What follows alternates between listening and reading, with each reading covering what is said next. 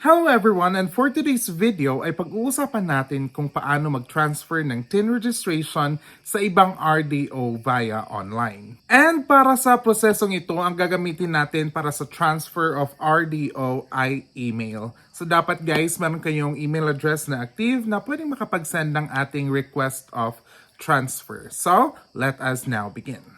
Some of the reasons bakit nagta-transfer ng RDO kasi baka lumipat kayo ng address, gusto mong mag-business sa address na within the jurisdiction ng RDO na yan, or to whatever reasons na gusto nyo i-transfer nyo yung inyong registration. So keep in mind guys na dapat hindi kayo gumawa ng another TIN or mag-apply ng another TIN number kasi for our whole lifetime, dapat isa lang talaga yung ating gagamitin na TIN number. So, dapat i-make sure niyo na hindi kayo makakapag-apply ng another registration kasi bawal po yan sa ating law. So, ang unang-una ninyong gagawin ay i-download niyo yung BIR Form 1905 or 1905. So, masisearch niyo lang yan sa Google guys. So, i-search niyo lang yung form na yon, i-print out niyo at tapos i-fill out ninyo. Maraming nalilito about sa kung paano nga ba i-fill out yung application form sa ipapakita ko sa inyo mamaya. So guys, sa pag-fill out nyo ng inyong application form or BIR form 1905, dapat huwag kayong malito guys. I-fill out nyo lang yung applicable para sa inyo. So make sure lang na ma-fill outan nyo yung change in registered address and then ma-X nyo yung transfer of or transfer to another RDO.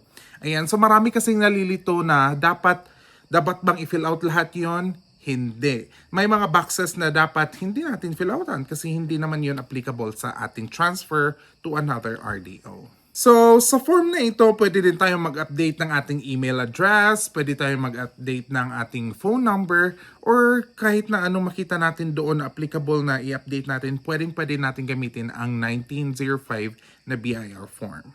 So, ito yung ating example ng ating 1905. So, this is the real, ito talaga yung finulatan ko sa pag-update or pag-transfer ng aking TIN registration. So, yung mga may yellow guys, kinover ko lang yan kasi mga personal information yan. So, basically, ang dapat nyo lang ilagay dyan is yung inyong TIN number, yung RDO, yung kung saan yung original, tapos yung cellphone number, yung name nyo, at iba pa. So makikita niyo dyan sa mga yellow part, yan yung aking fill outan para makapag-transfer ng RDO.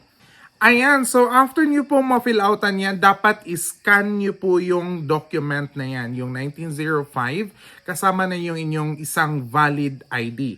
Make sure meron tong dalawa guys na scanned copy in PDF form. Yung first is ang 1905 BIR form at ang pangalawa ay inyong valid ID. PDF style scanned. Okay? Huwag niyong picturean, huwag niyong i-send agad yung picture, dapat ipascan niyo muna yun guys. Pagkatapos niyan ay you're good to go. I-email na natin yung ating pagta-transferan na RDO district. Ayan, example, yung original na TIN registration nyo ay nasa RDO 001, which is example, Manila. Ayan. So, kailangan ang sasendan nyo yung pagtatransferan nyo. Example, 098, RDO 098, which is in Cagayan de Oro. So, yun yung pagsasendan nyo ng email. So, masa-search nyo yan sa Google, guys, kung anong mga email address, mga official email address ng mga RDO. So, makikita nyo rin to guys sa BIR website, yung official list ng kanilang mga email address.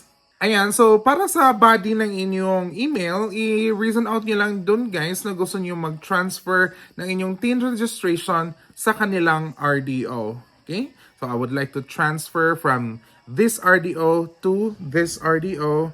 And ilagay nyo lang yung inyong mga reasons doon. At wag nyo pong kalimutan na i-attach yung scanned copy ng inyong BIR 1905 at yung inyong scanned copy ng valid ID. Pagkatapos niyan ay maghintay lang tayo ng 3 to 7 days. Usually, magre-reply yung RDO na yan kung na-transfer na ba nila or may mga documents pa ba silang kailangan na hihingin sa inyo. So, depende na yan sa RDO district guys kung kailan sila magre-reply. So, in my case, ang pinakahaba na try ko is nagre-reply sila within 1 week to 2 weeks. And nakapag-try na din ako na nagre-reply sila nga within the day lang. So nakadepende talaga yan sa RDO guys. So hintay-hintay lang kayo and mag-send lang kayo ng update kung example matagal nang hindi nakapag-reply. Basta magre-reply yan sila guys. Trust the process lang. So that would be all for today's video and I hope nakatulong tayo ng konti para sa inyong mga transfer to another RDO ng inyong mga teen registration. So please don't forget to like and subscribe para ma-update kayo sa ating mga future videos. Goodbye!